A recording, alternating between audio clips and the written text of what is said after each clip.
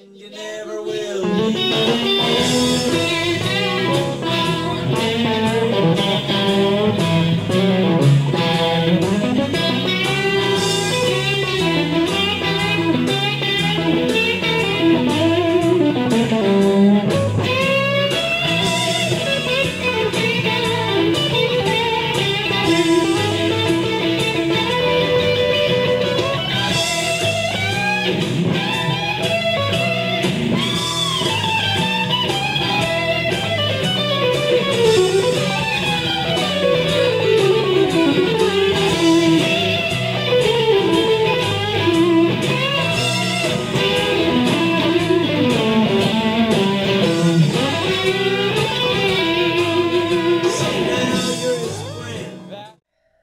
Hey guys, it's Dave again from GuitarBreakdown.com, and today we're going to break down another Joe Bonamassa solo. This is based off of a video I saw maybe 4 or 5 years ago. It's actually one of the first videos I've ever seen of Joe Bonamassa. I was kind of a late bloomer when it came to hearing about who Joe Bonamassa was. But I remember when I first saw this, I was just blown away, and I learned it immediately. And when I started Guitar Breakdown a few months ago or so, I remember it was on the list that I wanted to do a lesson on this. And then I just kind of forgot about it with all the other Scott Henderson, Jimmy Herring lessons that I've done.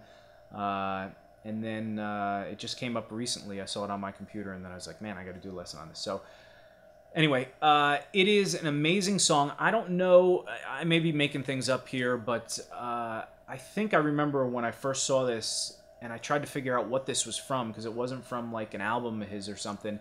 He's sitting in a studio or in somebody's small living room or something like that, and he's just improvising over songs. This song's called Not My Mother, and there's another one called Public Fool, and I think there's like 1 or 2 more.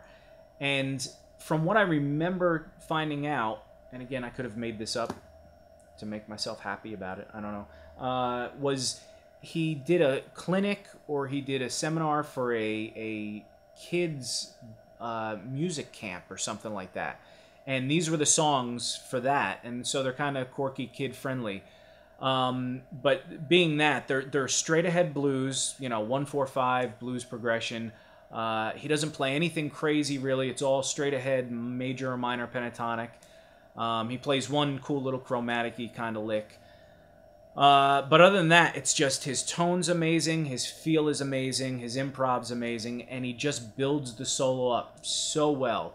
So we're not going to really talk a lot about note choices here, because again, it's pretty much straightforward. But we are going to talk about how he works this and builds it up. And I'm going to break it down note for note, and so you can learn this for yourself. And hopefully I'll show you a few things where you can take certain ideas and use those in your own soloing. I hope you enjoy this. If you have not seen this video, just click the link below. It will bring you, I'll also put the time code in there of where the solo is, but it's basically in the middle of the song. And I hope you enjoy this, and let's get to the lesson. Thanks. Alright, so as always, let's quickly talk about the chord progression that this is being played over. This one's really simple, so it's your typical 1-4-5 blues in the key of E. It's basically he'll go between playing major chords and dominant chords, so it's basically an E major thing or an E dominant thing.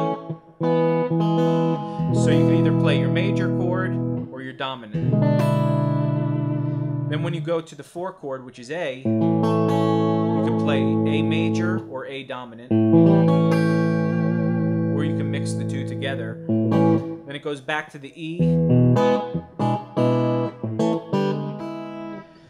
Then it goes to the 5 chord, which is B, to the 4 chord of A,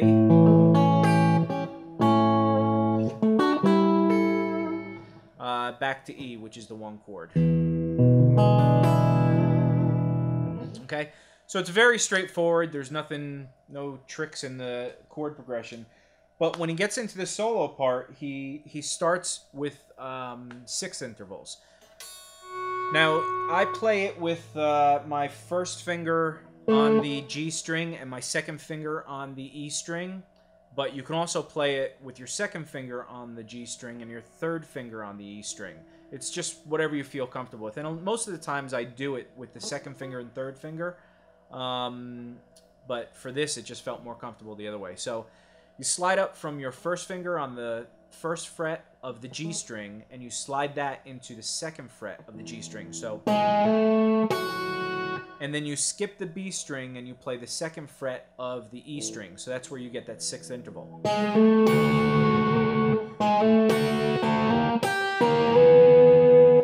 Now he just slides that up in a half step. So it's, then you hit that G note, the G string on the second fret again, and slide that up to the third fret.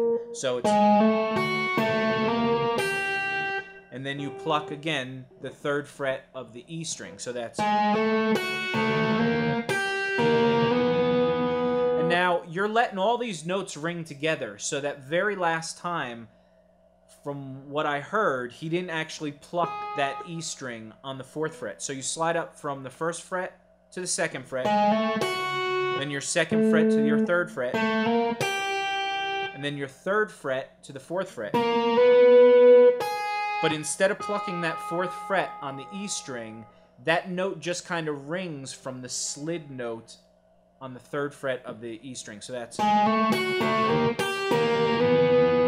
then those two notes just ring together without actually plucking that last one. So the whole thing is. Now, also, what he's doing, he's chicken picking this whole thing up until a certain section, and I'll tell you where that is. But everything's being plucked with the fingers. You don't have to do that. Like, you can use a pick and maybe another finger instead of two fingers. You can.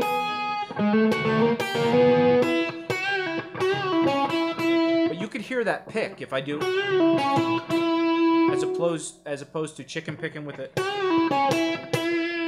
You get really, you get this plucking of the strings, and we've talked about this before. A lot of players do this. It just, you just get a different tonality of this string. So you don't have to do this, but it definitely does get a pretty cool sound. Anyway, so that whole thing is. Now after that sixth interval, he plays the fifth fret on the B string.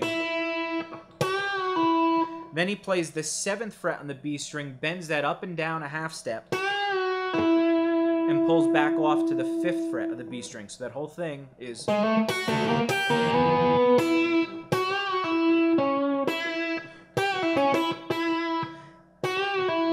Then he goes down to the sixth fret of the G string, and he goes back up the fifth fret of the B string, and that's just your E note. So this is all over an E chord. So that's kind of resolving to the root note of that chord. So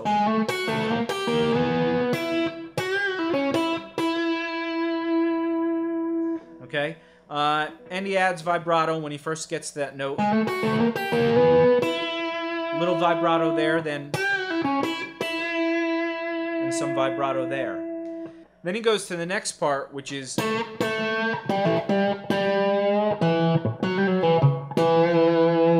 And that whole part is your first finger on the G string, second fret, and you're just pulling up a half step. It might actually be a quarter step. You may not actually be going up that whole half step. So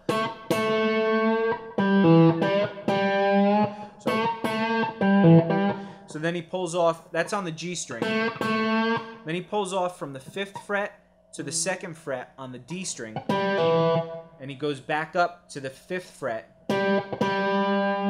He hits that twice and he bends that up a half step. So, and now on both of those notes, he's not really adding vibrato. He's just pulling them up.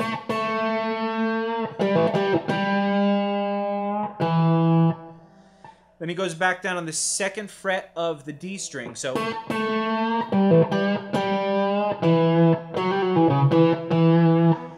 and there he goes from the fourth fret to the fifth fret back to the fourth fret. It's like that trill thing. to the 2nd fret, all on the D string. So that whole thing is.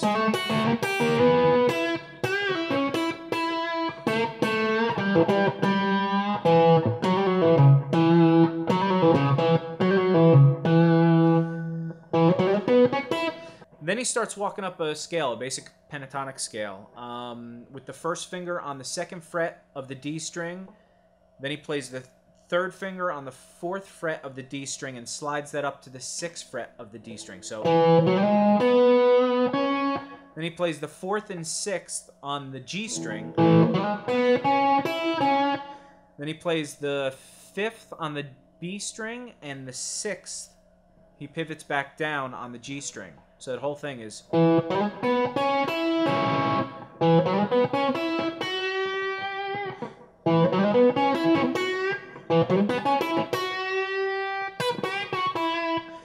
Then he plays the 7th fret of the B string, and he bends that up a half step, but it's kind of a gradual bend. And then he puts his pinky underneath on the E string, and he plays the 7th fret there, so you get 2 notes ringing together.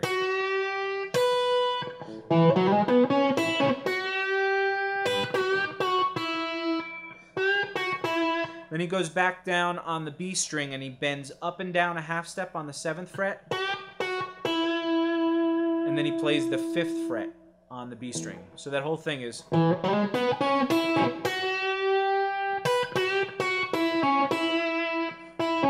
And he pivots from the 5th fret on the B string to the 6th fret on the G string, back up to the 5th fret on the B string.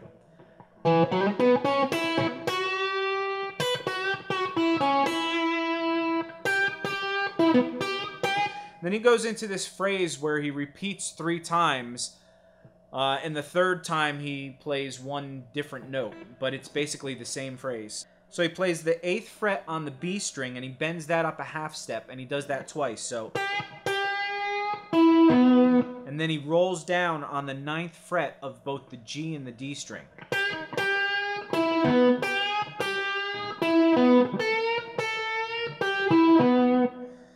And he does that whole phrase twice. So then the 3rd time he does it, he bends the 10th fret up a half step. And then he rolls down from the 8th fret of the B string to the 9th fret and 9th fret of the G and D string.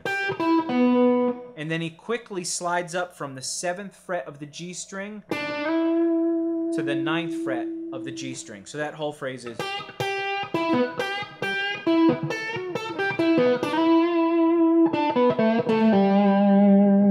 And there he just walks down the pentatonic scale again. It's from the 12th fret of the D string to the 9th fret of the D string to the 12-10 of the A string. So that whole thing is.